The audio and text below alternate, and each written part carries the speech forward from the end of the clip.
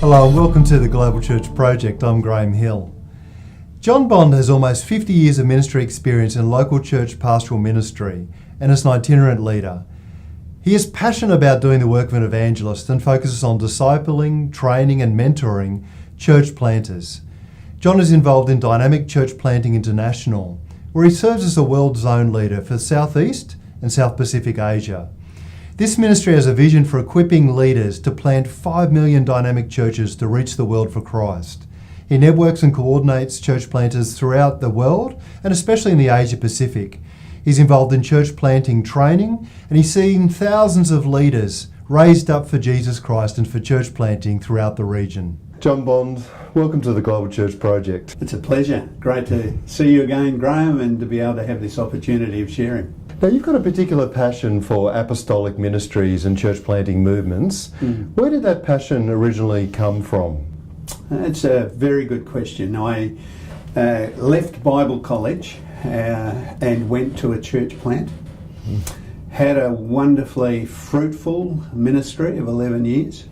Rapidly growing church, became the largest church in our city at the time, and I was pretty burnt out towards the end of it, and then saw that work to a degree decimated because there wasn't appropriately and culturally sensitive ministry that sort of came and followed, and it had an impact. The church is still healthy and making a mark, but I think what I saw, I thought, I don't want to see that happen again, and it caused me to inquire, caused me to look, caused me to reflect and say, are there some elements of ministry that I've missed here in terms of our 11 years? And what were some of the things that you identified as being missing? Well, apostolic ministry, by its nature and defined in Ephesians 4, is that we're actually taking the apostolic team's gifts to equip the body to do the work of ministry. Now that, in and of itself, if we look at it very closely, means that we've got to be equipping, we've got to be empowering, we've got to be releasing that next generation of men and women to come through and provide leadership.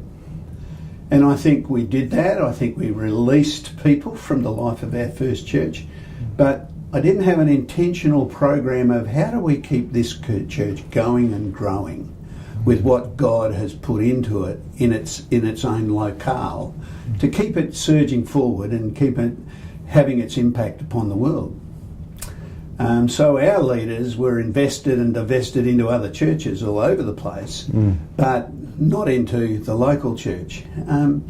I had 4 years as an itinerant and had the opportunity of going into a lot of churches across Australia, New Zealand, the Asia Pacific region, and was able to ask, able to observe, able to reflect on the scripture, and grew in my conviction that the church and the leadership of a church should be equipping the next generation.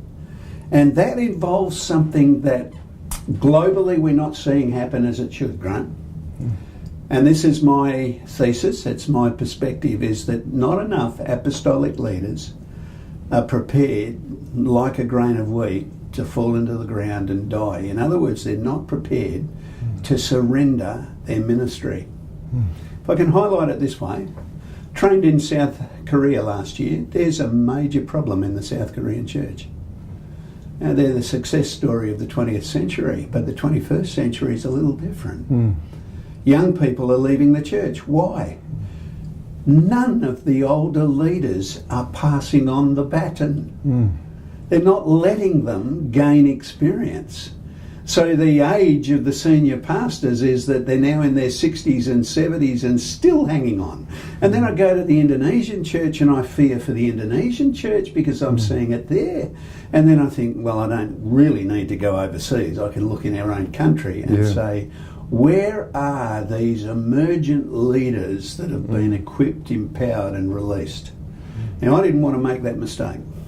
So the leaders that we saw raised up in my last ministry of 20 years in a local church, we've seen them invested into the nations of the world, The youth pastor is now the senior minister. The worship pastor is the church planter of overseeing several churches. And I'm in relationship with them. I'm still a father to them. I'm encouraging them. I'm going back there tomorrow to preach in that church that has released me to this broader role. And I do so at the invitation of this young man that we've journeyed with for over 25 years now. How do you help local leaders become leaders who multiply the apostolic gift or multiply leaders throughout the life of the church? What are some of the strategies that you're applying to do that? I think that the first thing that's really key is we've got to model it. You can't talk theory when it comes to this. Now, there's not a lot of models of it around our country. There's not a lot of men in their 50s, early 60s who are prepared at the height of a ministry to hand it over to somebody and step away from a nice comfortable salary and all of the security that goes with a fruitful, successful ministry. So you've got to be prepared to model it, and I felt very, very much called to do that. And you know, that is, as Jesus talked about it, the ministry of John the Baptist. It's also the ministry of the grain of wheat. Unless it falls in the ground, it dies. It cannot produce much fruit. So we've got to actually divest. We've actually got to give up ministry. So you start by giving younger leaders opportunity to minister. You build a team. See, it was an apostolic team that planted churches. There were 7 of them went out from Antioch in the first record, and they planted in strength as an apostolic team. And yet we build it around personalities. You don't just want personalities. Now, I recognise I'm a strong personality, so that meant even more. I had to intentionally step back and to allow others to do the job. And as my wife and others would say, Dad, they don't do it as well. I said, well, that's part of the story. Yeah. You know, I didn't do it well when I started, right? So you've got to get out of the road to allow others to come through. So it was a 10-year process, intentional 10-year process for me then. But then with others, I asked the question, so who's your successor? You're not successful without succession. Who are the men and women you're raising up? Who are the men and women you're releasing to plant new causes for Jesus? How pregnant is your church? I mean, there's a whole heap of questions that we can ask that to stimulate that sort of thinking and then have the dialogue. What do you most love about ministry? I'm thankful that at this point in my life, Graham, God's brought me to a time of convergence. And if I can explain it this way, I've been an evangelist and a pastor and a church planter. But now I'm in a different season where God's taken all of those experiences and all of the privileged opportunities that I've had as a minister and as a father and as a grandfather and as a pastor and an evangelist, and He's brought them all so that I can now pour myself and invest myself in the lives of emerging leaders. And my understanding is that's something that just is caught. And I'm in part of a couple of international organisations. I've just come back from one trip to Asia, Indonesia. 3 young men just came out of the woodwork and said, will you journey with us? And I knew they'd ask. How do I know? I don't know. It's a work of God's Spirit, but there's an opportunity to invest in the lives of these emergent leaders. One guy's got a vision of 50 churches. Another guy's got a vision of 500 churches. I didn't know him a week ago, Graham. Now they're wanting to journey with me. You know, amazing privilege. And so when I was 19, God gave me a vision. And I'd been doodling. I'd just become a devoted follower of Jesus. I'd been doodling on a map of Australia, which is an Australian world map. Australia's in the middle. Yeah. Sorry, everyone else. Australia's in the middle. And I've stuck the compass into Perth and I've stretched the compass out as far as it would go, and it just went past Hawaii. And I did a loop like that, you see, and I'm looking at this, and into my spirit, as clear as a bell, God said, that's your parish. What's a parish? Now, in my tribe, I didn't know what a parish was, so I hopped up and went inside and I said to my father, I said, Dad, what's a parish? And I'll never forget his response to me, because he said, son, it's the sphere of a man's spiritual influence. He didn't know I'd drawn a sphere.